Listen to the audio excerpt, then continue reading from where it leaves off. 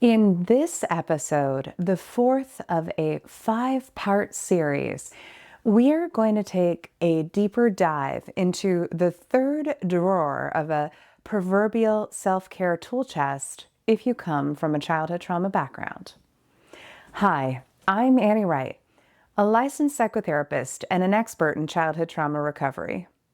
Every bit of my work, including today's episode, it's all designed to help those who come from childhood trauma backgrounds to have the best adulthood possible, no matter where we start out in life. I'm really just so glad you're here, and I just hope that even one piece of information that I share today can feel helpful to you.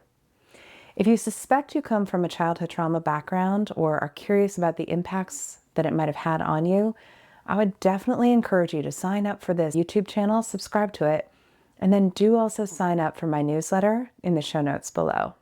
But for now, as part of helping you have the best adulthood possible, despite how you may have started out in life, we're going to explore today's topic, coping tools in our self-care tool chest. In this episode, we'll cover the following. What even are coping tools? Then I'll provide 20 coping tools for your own self-care tool chest. But look, very importantly, before we dive into today's topic, I just want to say one other thing. No matter where you're starting from, no matter what's going on for you right now, just remember, change is possible. Okay, to begin today's episode, let's start by discussing what even are coping tools. So I gave a high-level overview of this in my first episode of this series, but to reiterate again, coping tools in essence refer to the in-the-moment strategies and techniques individuals use to manage really challenging, big feeling situations. And for those of us from relational trauma backgrounds, also known as childhood trauma backgrounds, really challenging situations can be objectively small moments that feel subjectively huge and overwhelming, especially before we've done more of our trauma processing work in stage 2 of the trauma treatment therapy model. So all of this to say, it behooves all of us from trauma backgrounds to have a really rich and full drawer of coping tools, since we'll likely be using them a lot. In today's episode, I'm going to share a list of coping strategies and tools, many derived from DBT, dialectical behavioral therapy, and CBT, cognitive behavioral therapy, 2 gold standard therapies for distress reduction. So, with all that being said, here are 20 coping tools for your self-care tool chest. First, mindfulness practice. Mindfulness is about being fully present in the moment without judgment. By simply observing your thoughts and feelings without reacting to them, you can cultivate a sense of calm and reduce the impact of distressing emotions. Try to take a few minutes each day to practice this awareness, noticing your breath or the sensations around you. Honestly, I think even 30 seconds of this counts. Number 2, radical acceptance. Acceptance doesn't mean you have to like your situation, but acknowledging reality as it is can significantly reduce your distress. Embrace your current situation without trying to change it, and you may find that your frustration decreases. Remember, acceptance is about facing facts, not about giving up. You can still work towards change, even as you accept your reality. It's very paradoxical, but it can super help. Tool number 3, distraction techniques. When emotions become overwhelming, sometimes the best approach is to give your mind a break. Honestly, this is probably my favorite technique. Engage in activities like reading, watching a few minutes of Netflix, or pursuing a hobby like 10 minutes of Duolingo to temporarily shift your focus and lower the emotional intensity of what you're dealing with. Number 4, self-soothing. Utilizing your 5 senses can help create a soothing environment. Listen to calming music, touch your own skin, take a warm bath, or enjoy a comforting scent, or ideally really do all of these at once. Research shows how these multisensory experiences can provide immediate comfort and reduce distress. Number 5, Pros and cons. When facing distress, it can be helpful to weigh the pros and cons of tolerating it versus avoiding it. Write down the benefits and drawbacks of confronting your distress head-on compared to escaping it. This process can aid in making more rational decisions during stressful times. And I'll say, rarely does the distress of avoiding ever outweigh the distress of confronting it, at least for me. Number 6, improve the moment. Now, improve, IMPROVE. This acronym stands for imagery, meaning, prayer, relaxation, one thing at a time, vacation, and encouragement. You can read more about this tool in the link I'll provide in the show notes, but techniques like visualizing a peaceful scene or taking a brief mental break can help improve your mental state during distress. Number 7, TIP skills from DBT. TIP stands for temperature, intense exercise, paced breathing, and progressive muscle relaxation. Splash cold water on your face, do some quick physical activity, or practice deep breathing to quickly lower emotional arousal and distress.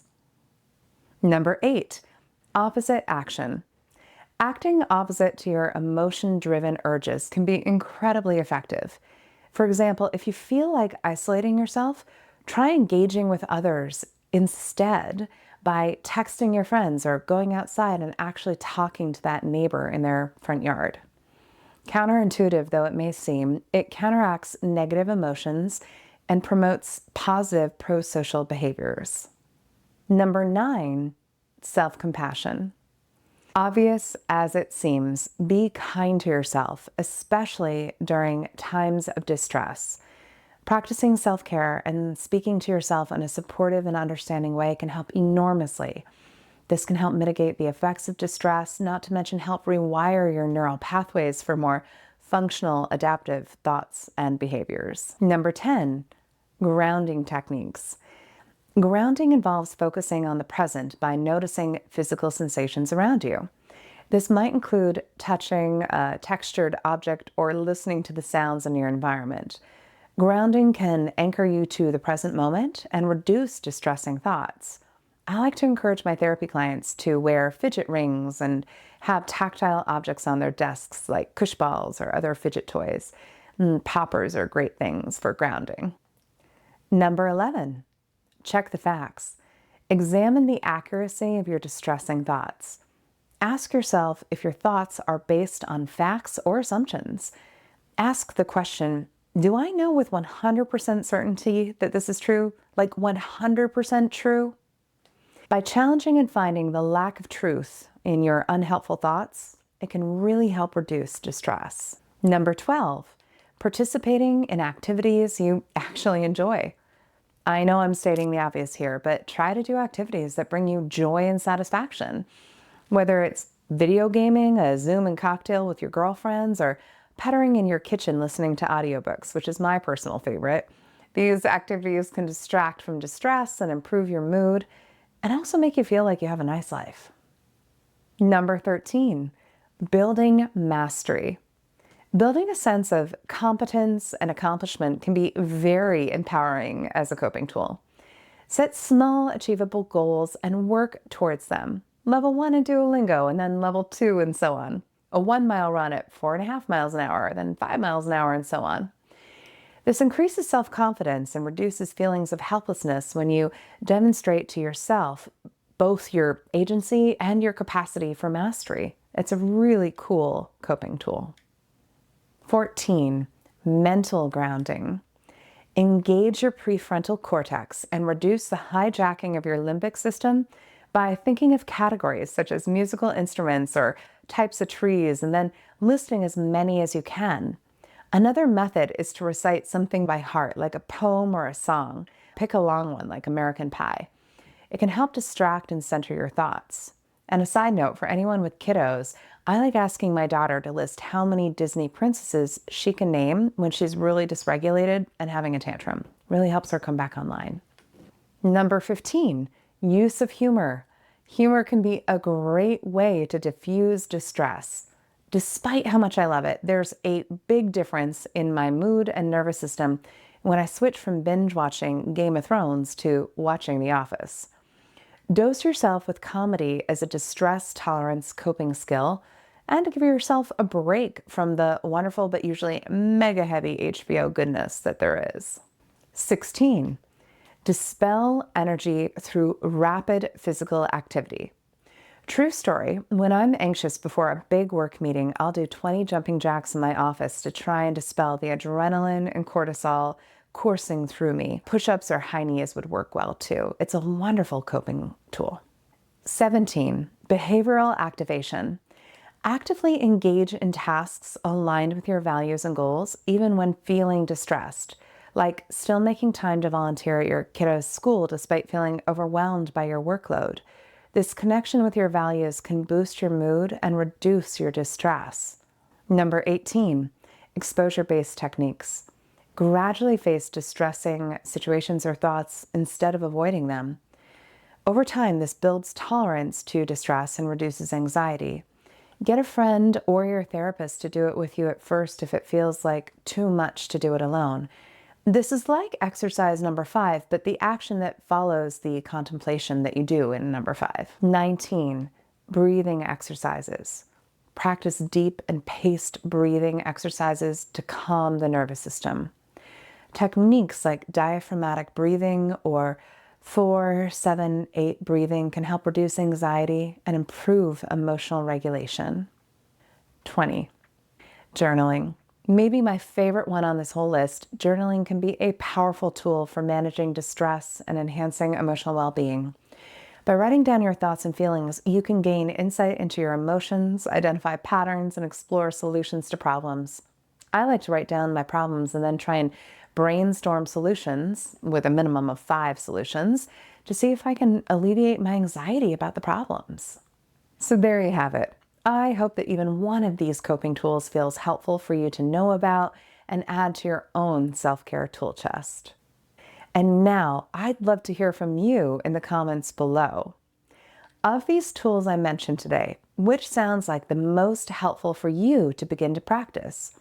Is there another coping tool I didn't mention on this list that is really supportive for you? If you feel so inclined, please leave a message below so that others can benefit from your share and wisdom. You never know who on the other side of the world you might be helping when you share your story. Finally, if you're not sure if this content applies to you, if you're not sure if you come from a childhood trauma history or really need coping tools to help manage its impacts, I'd invite you to take my signature quiz, Do I Come from a Childhood Trauma Background? It's a 5-minute, 25-question quiz I created that can be incredibly illuminating and will point you in the direction of a wide variety of resources that can be of further and immediate help to you. Plus, when you take the quiz, you'll be added to my mailing list where you'll receive twice-a-month letters from me sharing original, high-quality pieces with accompanying YouTube videos and audios you can stream, all devoted to the topic of childhood trauma recovery, and where I share more about me as a person, my life, and how I'm journeying through my own childhood trauma recovery and general adulthood. My newsletters are the only place where I share intimate glimpses into my life, including photos, the resources that are supporting me, the things I've discovered that delight me, words that are uplifting me, the practices that nourish me, and more. So please, be sure to sign up for my mailing list whether or not you want to take the quiz. I'll link to both of these things in the show notes below. Finally, thank you so much for listening to me today. I truly hope that even a small part of what I shared here today felt helpful to you. If you found value in this information and would like to stay connected with my latest content, please consider giving the episode a like. It helps more than you know. Also, subscribing to my channel and turning on the notification bell ensures you're always up to date with my newest episodes. I appreciate your support and look forward to continuing this journey with you. So thank you. And until next time, please take such good care of yourself. You're so worth it.